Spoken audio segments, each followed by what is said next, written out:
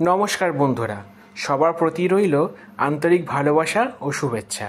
আপনাদের ভালোবাসা ও সমর্থনের কারণেই আমরা প্রতিনিয়ত এগিয়ে চলেছি। আপনাদের পাশে পেয়ে আমরা সত্যিই কৃতজ্ঞ। আশা করি ভবিষ্যতেও এই সম্পর্ক অটুট থাকবে।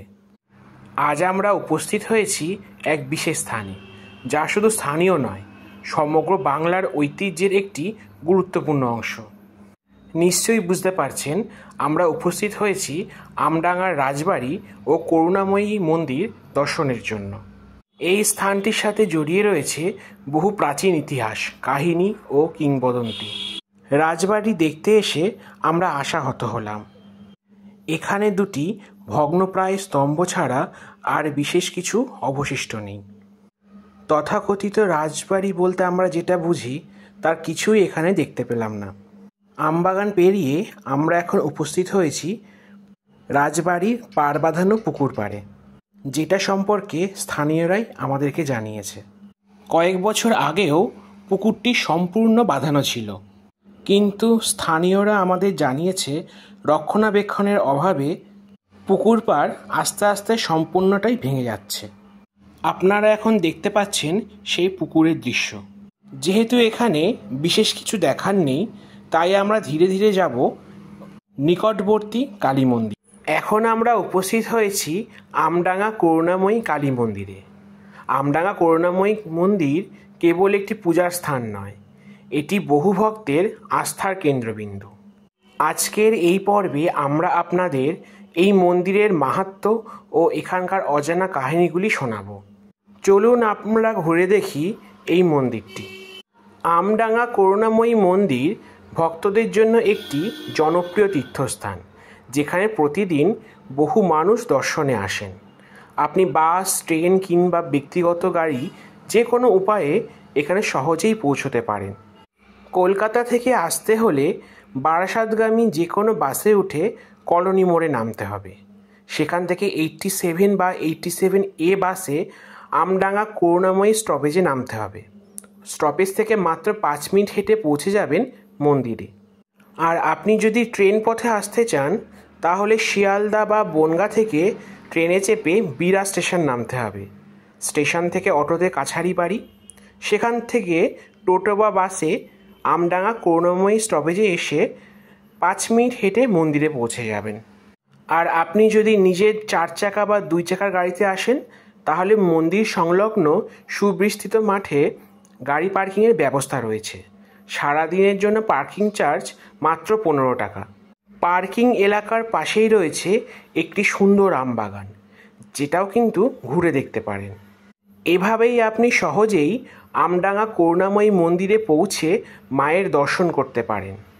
কালী মানেই উগ্রচণ্ডীর রূপ, কিন্তু উত্তর 24 পরগনার আমডাঙ্গার মা করুণাময়ী কালী মন্দির সেই চিরাচরিত ধারণাকে ভেঙে দিয়েছে।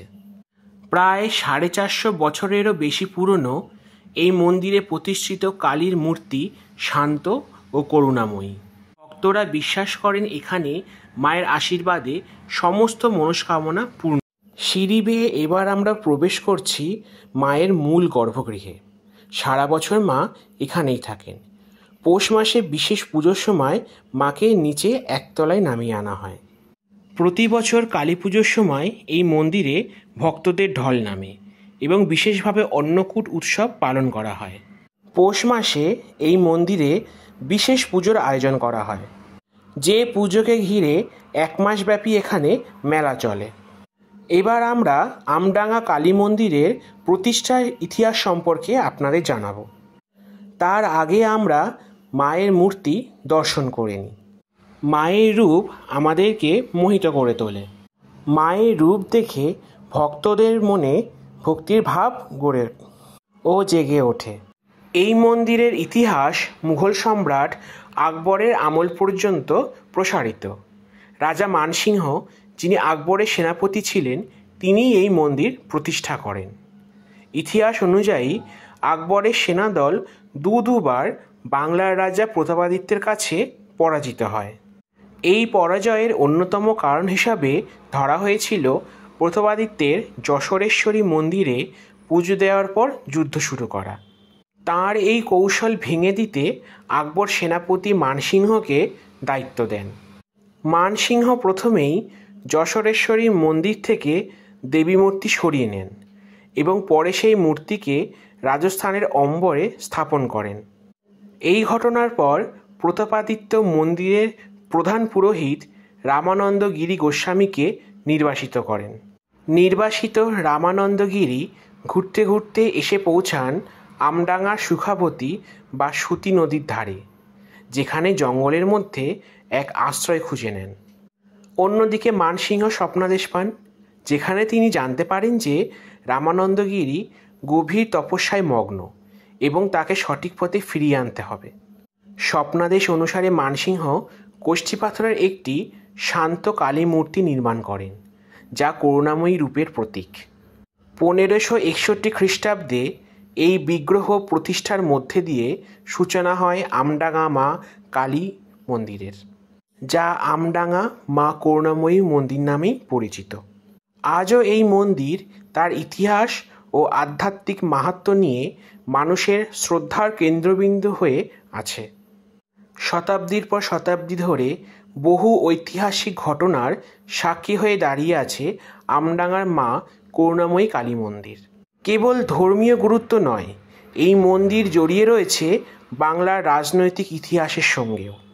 এবার আমরা এসে পৌঁছেছি মন্দির সংলগ্ন দুর্গা মন্দিরে। আপনারা দর্শন করুন দুর্গা মন্দির। 1756 সালে নবাব সিরাজদৌল্লার কলকাতা অভিযানের সময় রাজা কৃষ্ণচন্দ্র এই পথ দিয়ে যাওয়ার সময় মন্দিরে কালী মূর্তি দর্শন করেন এবং মায়ের চরণে প্রার্থনা জানান।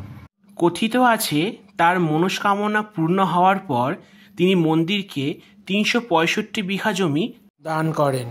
আমডাঙ্গা মা করুণাময়ী কালী মন্দিরের পিছনে একটি পুকুর রয়েছে, যা স্থানীয়দের মধ্যে বিশেষ কাহিনীর জন্য পরিচিত। কথিত আছে বিকেল 5টার পর এই পুকুরে কেউ আসতে সাহস পায় না। স্থানীয়দের বিশ্বাস অনুযায়ী এই পুকুরের সাথে অতি প্রাকৃত ঘটনা বা কিংবদন্তি জড়িত থাকতে পারে, যা স্থানীয় সংস্কৃতি ও লোককাহিনীর অংশ। তবে এই ধরনের কাহিনীর ঐতিহাসিক সত্যতা প্রমাণিত নয় এবং এইগুলো সাধারণত লোকবিশ্বাস।